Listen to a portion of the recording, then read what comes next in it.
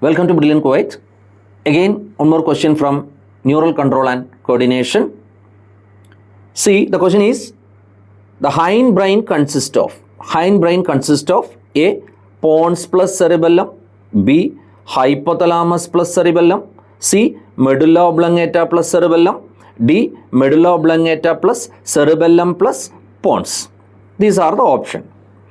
Before recognizing the correct answer, you should just go through the picture. This is a picture of the human brain.